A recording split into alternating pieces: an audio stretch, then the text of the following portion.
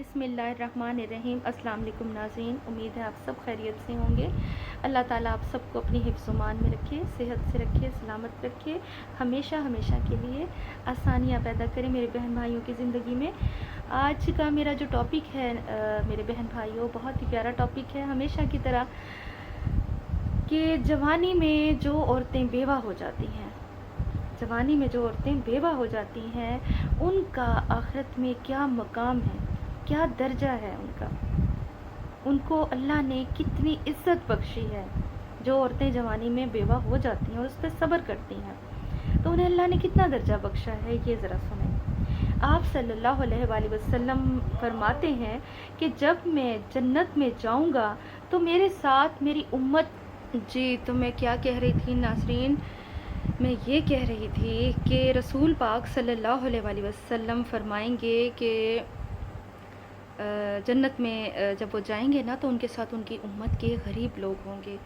تو وہ کیا دیکھیں گے کہ ان کے ساتھ سے کچھ عورتیں گزر رہی ہیں اور اتنی تیزی سے گزر رہی ہیں کہ وہ محمد صلی اللہ علیہ وآلہ وسلم سے بھی آگے جا رہی ہیں۔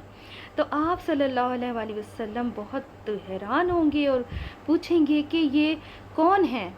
اور پوچھیں گے کہ آپ کون ہو میری امت میں سے کہ جو اپنے نبی سے بھی آگے جا رہی ہو۔ تو وہ کہیں گی یا رسول اللہ صلی اللہ علیہ وآلہ وسلم، ہم آپ کی امت کی، ہم آپ کی وہ بیٹیاں ہیں، ہم آپ کی امت میں سے وہ بیٹیاں ہیں جو جوانی میں بیوہ ہو گئی تھیں اور ہم نے دوسری شادی نہیں کی تھی، اپنے بچوں کی خاطر، بچوں کی دیکھ بھال کے لیے، ان کی پرورش کی خاطر ہم نے دوسری شادی نہیں کی تھی، صبر کیا، تو ہم وہ عورتیں ہیں، ہم آپ کی وہ بیٹیاں ہیں۔ تو رسول اللہ صلی اللہ علیہ وآلہ وسلم بہت خوش ہوں گے، اور آپ صلی اللہ علیہ وآلہ وسلم نے فرمایا کہ جنت میں وہ مجھ سے بھی آگے ہوں گی، جنت میں وہ عورتیں مجھ سے بھی آگے ہوں گی جو جوانی میں بیوہ ہو جاتی ہیں، صبر کرتی ہیں اور اپنی اولاد کی خاطر، بچوں کی خاطر شادی نہیں کرتی۔ دیکھیں کتنا بڑا اللہ نے درجہ دیا ہے، کتنی بڑی سعادت بخشی ہے عورت ساتھ کو کہ وہ اس کے صبر کرنے پر، کہ اگر جوانی میں بیوہ ہو جاتی ہے اس پر وہ اللہ کے اس فیصلے کو، اپنی تقدیر پر راضی ہو جاتی ہے، صبر کرتی ہے، تو اللہ نے کتنا بلند مقام رکھا ہے، کتنا بلند درجہ دیا ہے کہ وہ اپنے نبی سے بھی آگے جا رہی ہوں گی۔ سبحان اللہ۔ تو اللہ تعالیٰ، ویسے قرآن پاک میں تو اللہ تعالیٰ نے فرمایا ہے کہ جو مرد، جس مرد کی بیوی فوت ہو جائے یا جو عورتیں جوانی میں بیوہ ہو جائیں تو ان کا نکاح کر دو، یعنی اللہ نے یہ حکم دیا ہے، یہ اجازت دی ہے کہ جوانی میں جو بھی مرد یا عورت جس کی بھی بیوی فوت ہو جائے یا جس کا شوہر فوت ہو جائے تو ان کا نکاح کر دو، یہ اللہ کا حکم ہے، اور جو نہیں کرتے اس پر صبر کرتے ہیں تو اللہ تعالیٰ کا بہت بہترین اجر ہے ان کے لیے۔ تو لیکن یہ ہے کہ رسول پاک صلی اللہ علیہ وآلہ وسلم نے بھی یہی فرمایا کہ بہتر یہی ہے کہ ان کا نکاح کر دیا جائے۔ تو بچوں کی خاطر جو عورت نکاح نہیں کرتی تو قیامت کے روز وہ میرے ساتھ ایسے ہوگی جیسے ہاتھ کی دو انگلیاں۔ آپ صلی اللہ علیہ وآلہ وسلم نے اشارہ کر کے بتایا کہ قیامت کے روز جنت میں میرے ساتھ وہ ایسے ہوں گی جیسے ہاتھ کی دو انگلیاں، جن خواتین نے جوانی میں شادی نہیں کی بچوں کی خاطر۔ تو اللہ تعالی ہم سب کو عمل کی توفیق دے، یعنی کہ وہ حق رکھتے ہوئے بھی نکاح نہ کریں اور خود پر کنٹرول کریں، صبر کریں، تو یہ بہت ہی اجر کی بات ہے۔ اللہ تعالیٰ ہم سب کو نیک عمل کی ہدایت دے، توفیق دے۔ کل میں نے میرے بہن بھائیوں ایک ویڈیو دیکھی، انٹرویو دیکھا، 2 بچوں کا انٹرویو تھا، تو یقین کریں وہ بچے بڑے دکھی تھے، ان سے کہتے کہ ہمارے ابو، جب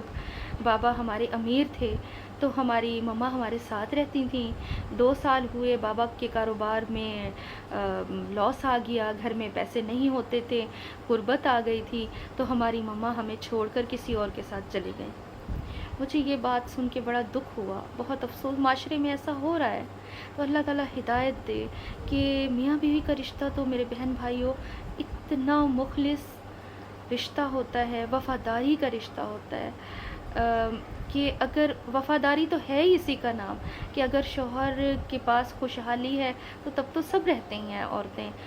پیسہ ہو تو سب عورتیں رہتی ہیں۔ اصل وفا کا تو تب پتہ چلتا ہے نا کہ جب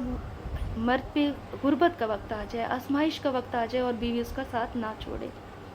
تو اللہ تعالیٰ ہم سب کو ہدایت دے کہ کتنے وہ بچے افسردہ ہوئے اور متاثر تھے، انہیں دکھ تھا کہ کہتے کہ بابا نے اور شادی نہیں کی ہمارے لیے، لیکن ماما نے ان کو چھوڑ دیا کہ ان کے پاس پیسے ختم ہو گئے تھے۔ اللہ میری بہنوں کو، ان بہنوں کو ہدایت دے، نیک عمل کی توفیق دے کہ ایسا نہیں کرنا چاہیے۔ سب کچھ دنیا ہی نہیں ہے، ہر چیز دنیا میں حاصل کرنے کے لیے نہیں ہوتی۔ ہر چیز ہم یہ سوچتے ہیں کہ بس آئے ہیں تو یہاں پہ ہی سارا سکون خوشی مل جائے، ساری زندگی کی سہولتیں یہیں دنیا میں ہی مل جائے۔ دیکھیں یہاں دنیا میں ہم جتنا دکھ بھی اٹھائیں گے، جتنی تکلیف اٹھائیں گے نا، ہمیں اس کا اجر ملے گا، ہمیں اس کا ثواب ملے گا، وہ عبادت میں شمار ہوگی، اس بات کے درجے بلند ہوتے ہیں۔ اللہ تعالیٰ جب اپنے کسی بندے کو بخشنا چاہتا ہے، اس کے درجات بلند کرنا چاہتا ہے نا، تو اس پر کوئی نہ کوئی پریشانی اور مصیبت آزمائش ڈال دیتا ہے، ٹھیک ہے۔ تو خواتین کی بھی ضروری نہیں ہے کہ ہر شوہر عورت کو اپنی پسند کا ملے، ہر شوہر کو عورت اپنی پسند کی مرضی کی ملے، ٹھیک ہے۔ جب انسان اپنی مرضی کا نہیں ہوتا، لیکن بہت سی خوبیاں اور خامیاں ہمیں برداشت کرنی ہوتی ہیں۔ جب ہم ایک دوسرے کی غلطیوں کو اور خامیوں کو برداشت کریں گے نا، تو اللہ تعالیٰ اس کا اجر دے گا، ہمیں وہ اجر عظیم دے گا، اور اللہ کی بارگاہ میں نا امید نہیں ہونا چاہیے۔ اگر یہاں دکھ دیکھیں گے تو وہاں سکھ